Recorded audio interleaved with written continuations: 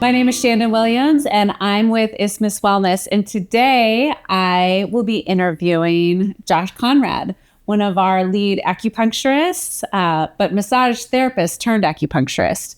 So this is Josh, and he's been with our company for about 10 years, but not new to the industry. So tell me, when did you get started with everything?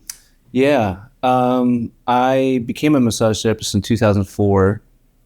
And I immediately started working with a busy chiropractic and rehab clinic.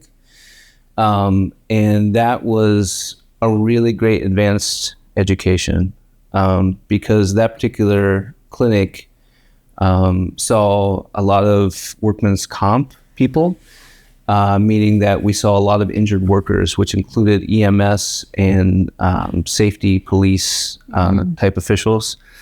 And so I got to see the entire gamut of orthopedic conditions. I bet. So, disc herniations and fractures and torn meniscus and rotator cuff injuries and even a crushed pelvis, which is the extreme of the thing.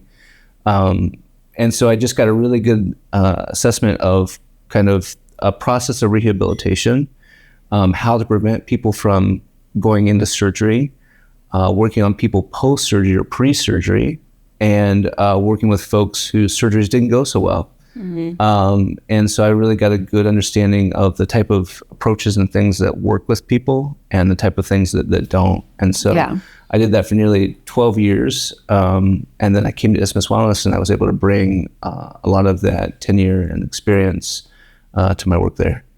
So massage first, why did you become an acupuncturist? I feel like everyone wants to know, like, what in you makes you want to stick needles in people? Yeah. So I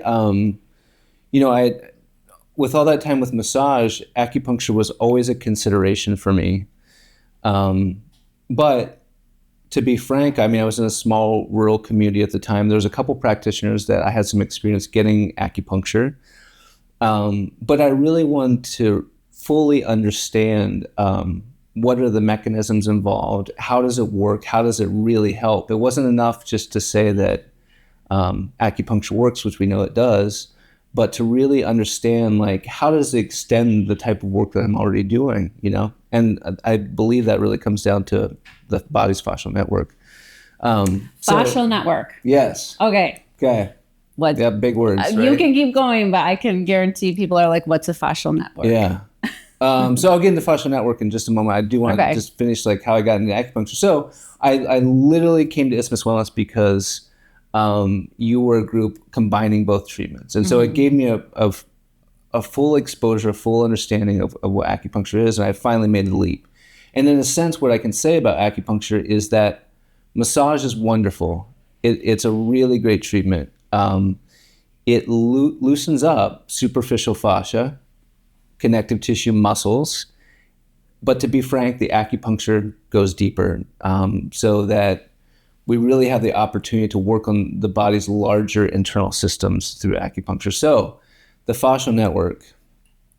It's like the chicken skin, right? Yes, like, sort of. That's how I try to describe it. But so the fascial network, fascia is part of the earliest embryological development, mesenchymal development. Like the first tissues that develop are fascia.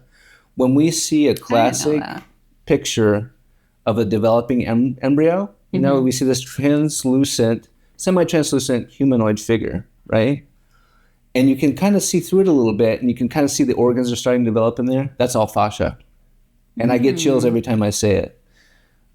So fascia forms the structure of the human and the form around organs, etc. And then the body fills in with specialized proteins to form the organs, the brain, etc. And in fact, bone is fascia with other calcified elements and some other ingredients. I don't pretend to be a chemist, but it's a continuation of that fascia. So the fascial network is the thing that covers the muscles. We think about that first and foremost, but then it goes deeper in the body and forms around the organ cavities. It forms the shape of organs. It covers the brain and spinal cord as well as nerves and arteries. And the crazy thing about fascia, again, is it doesn't matter if it's the tip of your toes or the tip of your big toe. It is one continuous piece. Mm-hmm. So it just goes from superficial to deep, but it's one thread. And so when we put an acupuncture needle into that fascial network, it's a conduit to influence the entire system. I mean, the fascial network describes how everything is connected. It describes how the organs are connected and communicate. It describes the idea of this gut-brain phenomena because everything truly is connected. And so I always compare it a little bit to like the idea of the game Sink My Battleship. I mean, you're really literally putting pieces and pinnacles in there to say, nope, we need to move electricity, we need to move temperature, we need to move fluid and blood, and where do we want it to go and how do we want it to communicate? And so it's just an extraordinary powerful system and powerful approach. I mean, Western medicine is just now really starting to know the full impacts of what fascia is and how it works. And there's more interest in it. I mean, traditionally, surgeons, it's the stuff that they would cut through to get to the place. And now we recognize it as its own integral system. And I really feel like it is future science. I mean, it's the place where a lot of gaps are going to get bridged in terms of like how pain mechanisms work, why people have autoimmune conditions, why chronic inflammation occurs. It's all about the fascial network. Awesome. Well, thank you. I learned some new things. So I guess my question is, as an acupuncturist, is that why sometimes, someone will say, why are you needling my leg when it's my back that hurts? Or is that all because of the fascia? Or? Absolutely. In the 70s, starting in the 70s, it was a group of Korean researchers that were funded by the Korean government. And the whole goal of that piece of research was to verify that the meridians, as we understand them in acupuncture, actually exist, right? And so what they did was they injected dyes and ran currents and started a process of just like being able to document like the pathways, right? And so what did it say? Yes, that these like little channels within the fascia actually exist, right? Mm-hmm. And so, I still, like, even though I know the points and I know the functions, I still dive back into the books and go, what are those pathways? My gosh, like, how can this point in between my big toe and my next toe influence my liver, right? And then you see that how that channels up. Or here's a prime example. For those people who are afraid of heights, or anybody that has a respective fear of heights, you get to the edge of a cliff and you look over and what happens? You get this weird sensation that goes from right below your belly button and it goes down the inside of your legs. It's this pang. We know that in Chinese medicine, the emotion of fear is related with the kidneys. That's the kidney channel. We feel it. We feel the sensation as soon as we're faced with fear. There's this like little like electric, scary feeling, right? Mm. So, or, other examples are, if a person has a headache, and people generally are starting to know about this point, like the point here in between your thumb and your index finger, sure, to push on that. And sure enough, like you have a headache, you push on it, that's tender, right? I mean, these are the kinds of things that just indicate that distal anatomy, distal points have an influence on larger pieces. And distal means? Far away, sorry. Okay. And it also is a good indicator about pain. A person often comes in with back pain or shoulder pain or those kinds of things, and they say, it hurts right here. Yes, that's where the pain is, and there's a number of reasons for that, but it's not always the specific location of the problem, right? Right. It's like there's other muscles involved, other tissues involved, and identifying that relationship of different muscles and different structures and how pain presents is really important as well. So okay. So I hear you, and I think as a client, like that's great if you want to, needle my leg or whatever, sure. But what about my back? Yes. So, and I know you'd recently done some training in dry needling, trigger point, dry needling. I'm just a little bit curious, how that all relates. Like, do you just do the leg, or then do you Right. get to the point? Right. Can you talk a little bit more about that? Absolutely. So, and there's a couple things involved with that. First of all, like let's just take one of the biggest nerves in the body, the sciatic nerve, and how it comes out the low back, goes through the glutes of the hip, and then goes down the leg all the way to the foot, right? Well, a person with sciatica, or the classic presentation of sciatica, can have symptoms anywhere through that. I mean, they could feel the pain in the hip. The impingement could be at the hip, but they're feeling the impact at their foot or something like that. And so you really want to start investigating what's happening through the whole nerve pathway and needle appropriately, right? So trigger point needling, I think, is an exceptional part of acupuncture. And it's a little bit of a soapbox, but I have to say that there are some practitioners who, whether it's chiropractors, PTs, physicians, that are practicing trigger point needling. But I feel like sometimes that is a little bit like playing whack-a-mole. You're just dealing with the manifestation of a larger underground network of pain and association, right?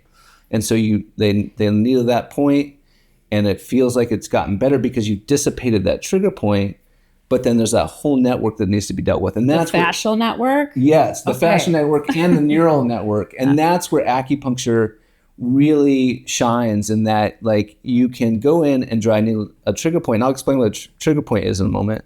You can dry needle a trigger point, and then you go down through the network and you needle so that you continue to move that signal and nourish that nerve and nourish the pathways appropriately for sustained relief, right? So a trigger point is where a nerve goes into a muscle, and because of overuse, injury, postural dysfunctions, things like that, that nerve doesn't know when to stop firing. It's going to the motor plate where it tells the muscle to do its job, and it's releasing a chemical called acetylcholine, and it just doesn't stop. Bop, bop, bop, bop, right?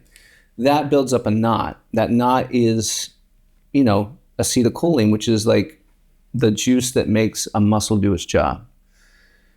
So when that happens and it doesn't stop because we continue to do the things we do, or we're having a slow recovery, then the connective tissue around that starts to kind of form and like a little knot or a tether.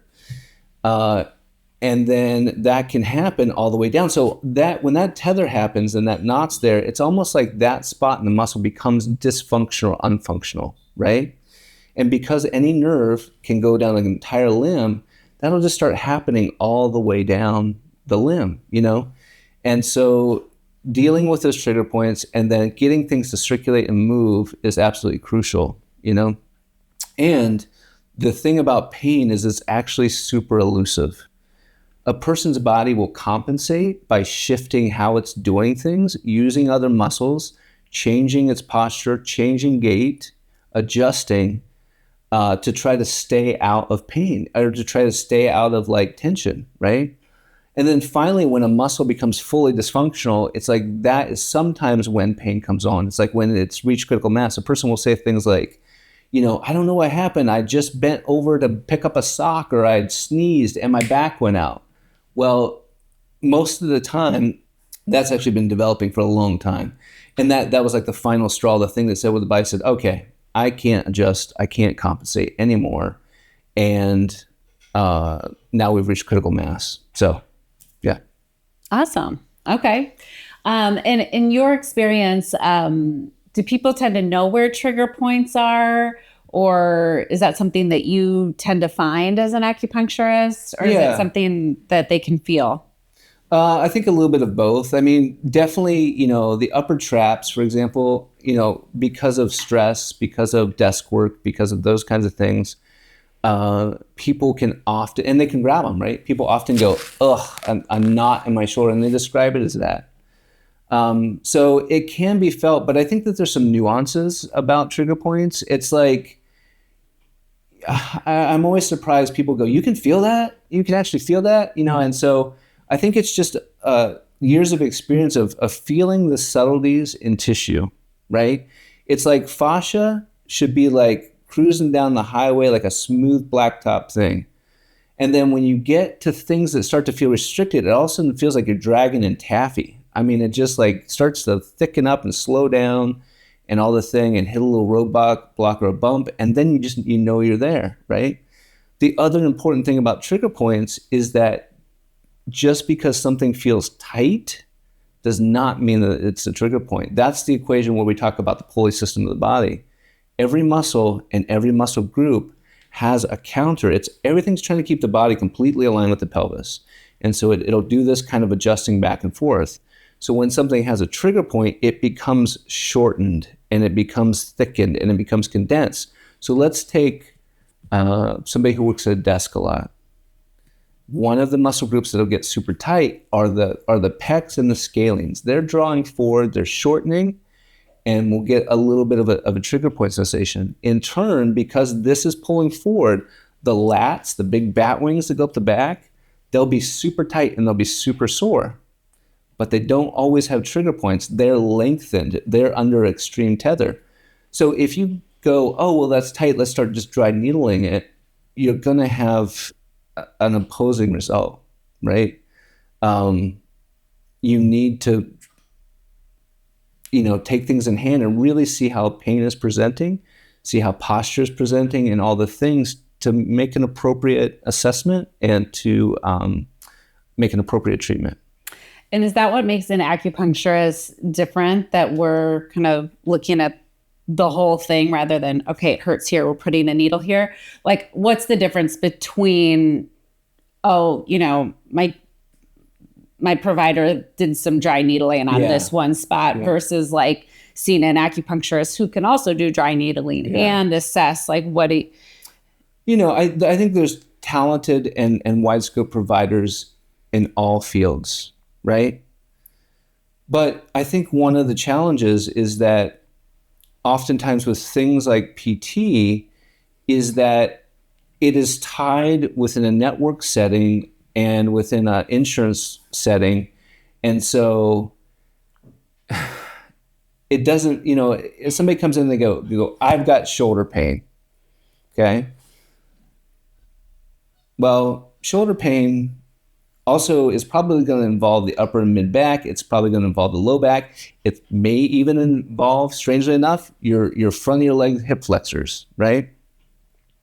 But when you come in for PT and insurance is assigned, you're getting shoulder thing. That's all they can work on. That's all that they're within codes of insurance providers. That's all they can work on is your shoulder and not even address the other pieces, And so I think that there's a unique approach and opportunity with acupuncturists, and particularly with our clinic, in that we're always looking at the whole body. I mean, we're going to be treating everything, all the muscles involved, but then we're taking a deeper look and going, okay, what are some of your nutritional deficits? What are some of your lifestyle deficits? What are the things that we can do to continue to let you nourish, heal, grow, continue? And I don't know that there's a lot of disciplines that do all those things. It's like, I just had a gentleman come in for back pain last week, and pretty quickly, for example, he's feeling all the pain in his back and his glutes, and pretty quickly I determined that most of it was like in his hip flexors. Why would that be? Because if these are shortening, they're pulling everything forward, so the back and the hips are under tension because the front of the legs are so tight, right?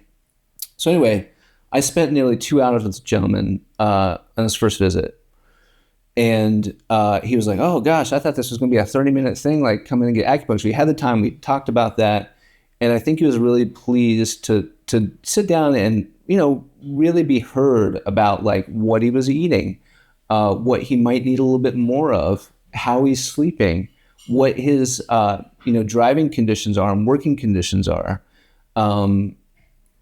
All the things that are truly important and factor into a person's whole health. So, okay, just a few more questions. So, if someone's like on the fence about getting acupuncture, like what types of, who do you think is right for like trigger point dry needling, or what type of things are they going through that acupuncture could be a solution? Because I feel that a lot of people just are like, this is just how I live. Yes. I played sports in college. This is just pain that I live with. Or a lot of people have just come to accept just this low grade level of pain. Yeah.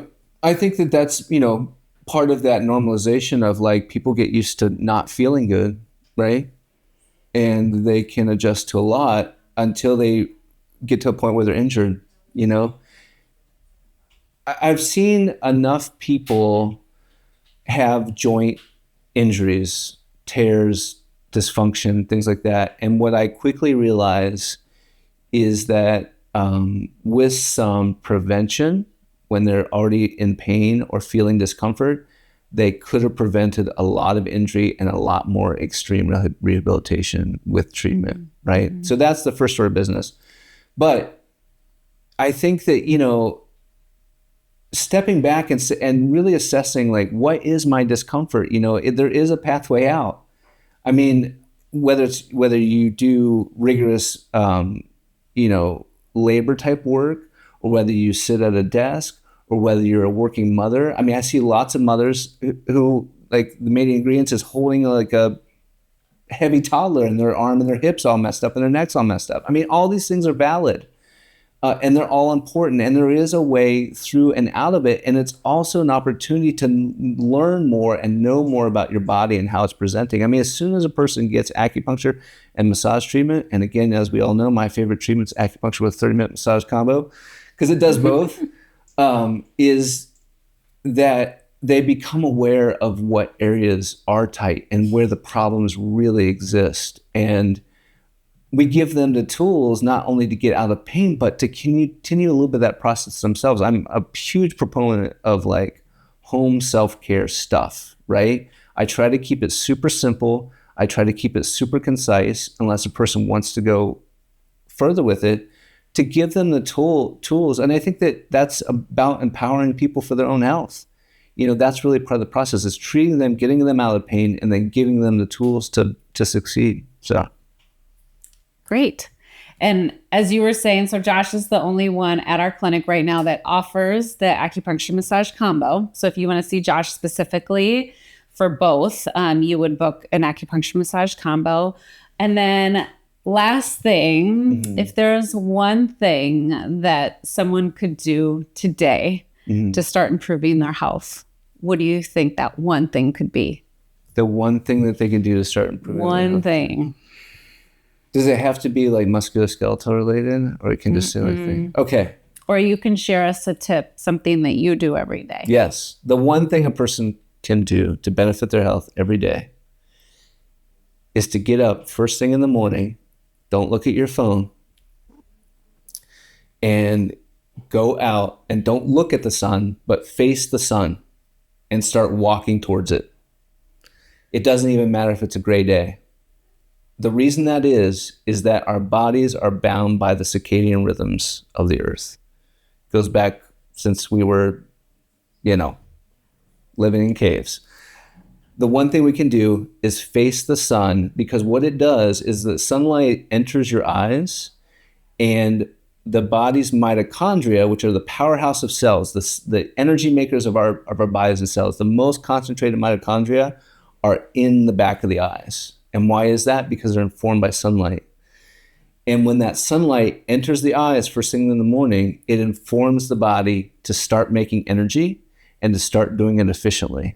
It's not like it's not going to happen otherwise, but if you're having dips and dives in your day, or you're a work from home type of person, or you drive straight to the office and do all those things, it's like the process kind of gets humped along a little bit, And so I have found that the simplest thing, getting up, going outside, walking towards the sun, gives me sustained, continued energy, and it changes my whole outlook for the entire day. Awesome. Thank you, Josh. If you're interested in getting to work with Josh, you can give us a call at 608-441-9355 or visit our website, www.isthmus,